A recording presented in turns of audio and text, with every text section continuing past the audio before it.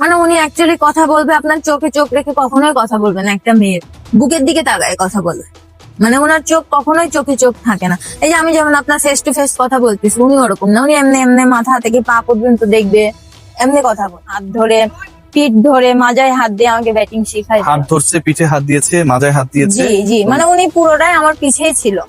দেন উনি আমাকে এইভাবে ধরে এমনি ধরে আমাকে ব্যাটিং শিখাই দেয়, এমনি হাত উঠাই দেয়, এরকম করে আমাকে ব্যাটিং শিখাই বাজেভাবে দিচ্ছে। স্পর্শ জি, আমাকে টাচ করছে, আমি তো বুঝবোই যে উনি বাজে ভাবে ধরছে না ভালোভাবে ধরছে। খেলাই দিবে, 19 খেলিয়ে দিবে, 19 ওয়ার্ল্ড কাপ খেলিয়ে দিবে। তার বিনিময়ে আমাকে ওনার সাথে পার্সোনালি ঘুরতে যাইতে হবে, ওনার সাথে আমার ছবি তুলতে হবে, ওনার সাথে আমার রেস্টুরেন্টে যাইতে হবে, উনি আমাকে আই লাভ ইউ বলবে, সেটা রিপ্লে করতে হবে, উনি আমাকে এগুলো করতেই থাকতেন সি ব্লকে। আচ্ছা, তো পরে হচ্ছে উনি আমাকে বলে যে যখন ওই যে আমার রুমমেট তো উনি ছিল, জি। তো পরে আমাকে বলে যে হচ্ছে যখন তোমার রুমমেট থাকবে না তখন তুমি আমারে কল দিবা, তোমার ঢাকার খরচ আমি চালাই দিব, বাট যেহেতু আমার ওয়াইফ আছে সো এগুলা তুমি কাউকে জানাই। 2025 এর ঘটনা। জি জি, এই যে 5-6 মাস আগে 5-6 মাস আগে যখন আন্ডার 18 এর ট্রায়াল জি চলছিল, জি, রাইট? খুলনাতে খেলতে গেছিলাম আমরা রাজশাহী ডিভিশন থেকে। তাদের একটা বিবেক থাকা উচিত না যে তাদের তো মেয়ে আছে, তাদেরও তো বাচ্চা আছে, তা আল্লাহ না করুক তাদের সাথেও যদি এরকম হয় তখন ওদের কষ্ট হবে না? আমাদের ফ্যামিলিতে তো কষ্ট হয়।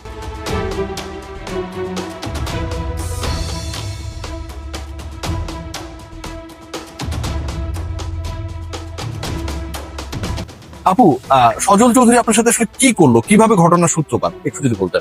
যখন আমাদের 18 এর ট্রায়াল হয় তখন উনি হচ্ছে ট্রায়ালের মধ্যে আমারে ডেকে আমারে বলে যে হচ্ছে তোমার ঠোঁট সুন্দর, তোমার চোখে কাজল দাও, তোমার চেহারা সুন্দর, তোমার ফিগার সুন্দর, তোমাকে দেখে তো যে কেউ পাগল হয়ে যাবে। আমি নিজেও তো পাগল হয়ে যাচ্ছি। এটা কি আপনাকে ডেকে বলেছে? জি, কোথায় আমাকে ডেকেছিল? ডেকে বল, মানে ইয়া থেকে নেট থেকে একটু বাইরে, যেখানে বলাররা বল করো ওইখানে উনি সিলেক্ট করছিল দাঁড়াই থেকে উনি। আচ্ছা। ওখানে আমি যখন ব্যাটিং করে বের হই দেন আমাকে উনি যাওয়ার সময় ডেকে বলে। তো আচ্ছা, পরে হচ্ছে আমার পিচ দিয়ে প্লেয়াররা বল করতে যাওয়ার সময় শুনছিল, শুনে ওরা আমার দিকে তাকায় হাসাহাসি করতেছিল। তো বিষয়টা আমার অনেক খারাপ লাগে যে অন্য প্লেয়াররাও শুনছি এটা, এমন হ্যাঁ একটা বাজে হ্যাঁ অবস্থা। জি, শুনছে, শুনে হাসাহাসি করতেছিল যে আমাকে এরকম ধরনের কথা বল। আর এগুলো তো আমি পছন্দ করি না আমার। দেন স্যার তারপরে আমাকে বলে যে তোমার নাম্বারটা দিতে। পরে আমি স্যারকে আমার নাম্বারটা দিই। তো ওই পরে সময় হ্যাঁ মানে ট্রায়াল শেষে স্যার নাম্বার এটা কি আপু 2025 এর ঘটনা? জি জি, এই যে 5-6 মাস আগে 5-6 মাস আগে যখন আন্ডার 18 এর ট্রায়াল জি চলছিল, জি, রাইট? খুলনাতে খেলতে গেছিলাম আমরা রাজশাহী ডিভিশন থেকে। দেন তখন আচ্ছা, তারপরে আপনি নাম্বার দিলেন তাকে? জি জি, আমি হচ্ছে নর্মালি নাম্বার দিছি যে স্যার, বাট তার মনে যে এরকম নোংরা ছিল সেটা তো আমি জানি না। আচ্ছা, মানে নাম্বার যখন দিলেন আপনি এবং আপনার সাথে যখন এই বাজে কথাগুলো বলছিল, আপনার সাথে কি এর আগে তার কখনো কথা হয়েছিল নাকি এর প্রথম দেখা আগে দিয়ে কোর্টের ব্যাপারে না প্রশ্ন না, করা? এর আগে ওনার সাথে আমার দেখা হয়েছিল 16-এ, যখন রাজশাহীতে রুহুল স্যার সহ 16 আসে তখন ওনার সাথে আমার দেখা হয়েছিল ফার্স্ট। আচ্ছা, তখন উনি আমাকে ওরকম নেগেটিভ কিছু বলে না, এমনি হ্যাঁ। বলছিল যে হচ্ছে হাউ সুইট বেবি এরকম টাইপস এর কথা বলছিল আমাকে।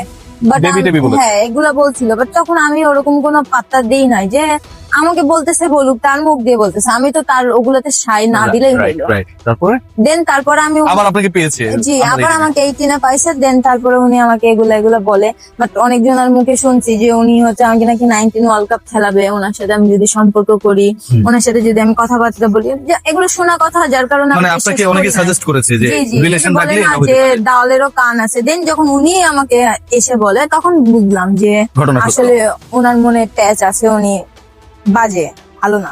উনি আপনাকে তো আপু এটাও নাকি বলেছে যে যখন একা থাকবা কল দিবা, আমাকে জি পোস্ট জি জি, করবা। আমি হচ্ছে ঢাকাতে প্র্যাকটিস করতাম, ঢাকায় থাকতাম। জি, তো কোথায় পরে করতেন প্র্যাকটিস? প্র্যাকটিস করতাম ওই যে পাশে পল্লবীর মাঠ আছে ওইখানে প্র্যাকটিস আচ্ছা। করতাম, মিরপুর 12-তেই থাকতাম সি ব্লকে। আচ্ছা, তো পরে হচ্ছে উনি আমাকে বলে যে যখন ওই যে আমার রুমমেট তো উনি ছিল, জি। তো পরে আমাকে বলে যে হচ্ছে যখন তোমার রুমমেট থাকবে না তখন তুমি আমারে কল দিবা, তোমার ঢাকার খরচ আমি চালাই দিব, বাট যেহেতু আমার ওয়াইফ আছে সো এগুলা তুমি কাউকে জানাবা না, তোমার আমার মধ্যে বিষয়টা সিক্রেট থাকবে। তো স্যারের এগুলো টাইপস এর কথা বলে স্যারকে বললাম স্যার আপনার যদি কিছু বলার থাকে আপনি আমাকে ডিরেক্ট বলেন, জি। আমি এরকম প্যাচপুচ কথা পছন্দ করি না, আপনার কিছু বলতে হলে আপনি আমাকে বলেন। দেন স্যার আমাকে বলে যে না তোমাকে আসলে আমার ভাল লাগে, তুমি হচ্ছে মাঠে একটু খেলবা, বাকিরা আমি তোমার পিছে সাপোর্ট করে তোমাকে অনেক উপরে থাকি না। খুলনায় গেছিলাম তখন উনি 18-ও আমারে ধরে তো আমি এইগুলা কথা হওয়ার পর আমি ওনার সাথে কথা বলি নাই, ব্লক করে দিছি। তো উনি 18 আমার সাথে ট্রাই করছে অনেকক্ষণ কথা বলার, বাট পারে নাই। বাট একদিন আমি মানে ওনার সামনাসামনি হয়ে গেছি, আচ্ছা দেন তখন আমি ওনারে সালামও দিতে চাই না, এবার তাও দিয়েছি। আচ্ছা দিয়ে পরে তখন উনি আমাকে বলে যে তুমি কাজটা কি ঠিক করেছো, দেখে নিবো তুমি কেমনে খেলো। তারপর থেকে আমি একটা ম্যাচও কাজটা ঠিক করে মানে তাকে আপনি ব্লক করে দিয়েছেন সেটা? জি, তারপর থেকে আমি আজ পর্যন্ত 18 একটা ম্যাচে খেলতে পারি নাই।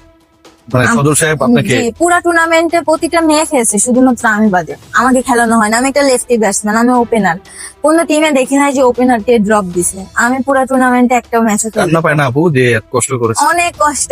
প্রতিটা দিন মাঠে ওয়াশরুমে যেয়ে কান্না করতাম, প্রতিটা দিন। যে সবাই খেলে, আমার থেকে বাজে প্লেয়ার খেলে, আমি খেলতে পারি না। দলের অন্য মেয়েরাও কি তার এই চরিত্রের ব্যাপারটা মোটামুটি জানে আপু? ম্যাক্সিমাম সবাই জানে যে উনার স্বভাব এরকম। মানে উনি অ্যাকচুয়ালি কথা বলবে, আপনার চোখে চোখ রেখে কখনোই কথা বলবে না একটা মেয়ের, বুকের দিকে তাকায় কথা বলবে। মানে ওনার চোখ কখনোই চোখে চোখ থাকে না। এই যে আমি যেমন আপনার ফেস টু ফেস কথা বলতেছি, উনি ওরকম না। উনি এমনি এমনি মাথা থেকে পা পর্যন্ত দেখবে, এমনি কথা বলে।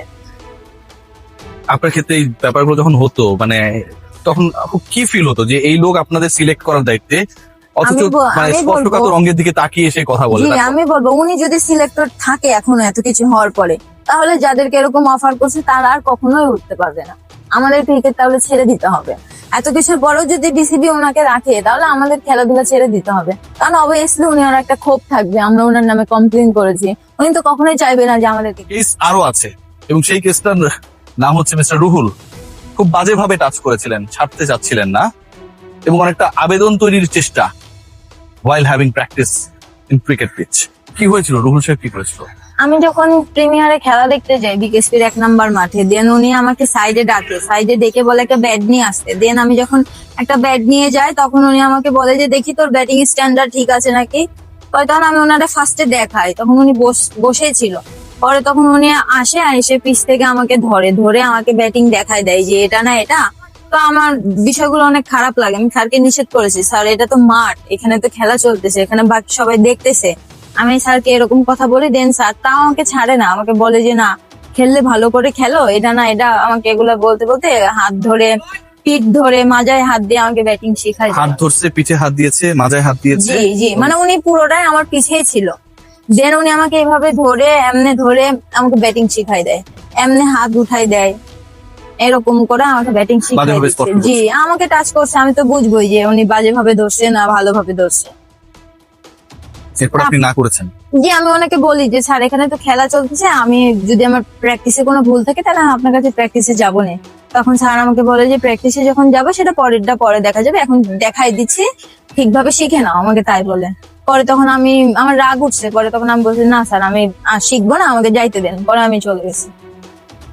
এখন আপনাদের কাছে এতটুকুই চাইবো যে এটার জন্য একটা সুন্দর বিচার হোক, যেন আমরা সুন্দরভাবে ক্রিকেটটা খেলতে পারি। দেখেন স্যারদের জন্য আমাদের ক্যারিয়ার নষ্ট করে লাভ কি? স্যাররা কি আমাদেরকে খাওয়াবে? স্যাররা তো আমাদেরকে খাওয়াবে না, আরো আমাদেরকে সেলাই দিচ্ছে। কেবল আমরা উঠতে যেই যদি এরকম পড়ে যাই, তাহলে তো আমাদের ফ্যামিলির কাছে তো আমরা খেলার দিকে মেন্টালি প্রেশার থাকবে আমাদের, নাকি আমাদের টর্চারের প্রেশার থাকবে? এরকম যদি আমাদের মেয়েদের উপরে হ্যারেজ করা হয়, টর্চার করা হয়, তাহলে মেয়েরা খেলবে কিভাবে? মেয়েরা তো ভালো একটা সুন্দর জীবন করার জন্য খেলাতে আসছে। এখানে যদি স্যাররা এরকম বিহেভ করে, বা স্যাররা যদি মেয়ের চোখে না দেখে, এরকম বাজেভাবে দেখে, তাহলে তো খারাপ হবে। ক্রিকেটের নামটাই তো খারাপ হয়ে যাবে তাহলে। এই যে জাহানারা আপুরা এত যে নাম অর্জন করেছে, এগুলো তো সব স্যাররা এসে ডুবাই দিচ্ছে। আমি তাই মনে করি যে তাদেরও তো বাসায় মেয়ে আছে, বাচ্চা আছে, তাদের সাথে এরকম হইলে তারা কি মেনে নিতে পারবে?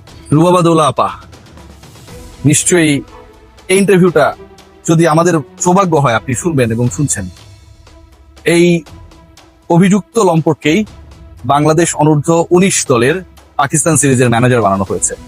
আপনি আসার পরে অন্তত এটা আমরা এক্সপেক্ট করি না। একজন ক্রিকেটারের বুকের দিকে তাকিয়ে যখন একজন পুরুষ মানুষ কথা বলে, নারী ক্রিকেটারের, এর থেকে দুঃখজনক কি হতে পারে? একজন নারী হিসেবে নিশ্চয়ই আমার বোনের এই কষ্টটুকু আপনিও বুঝতে পারছেন। সবাই ভালো থাকেন।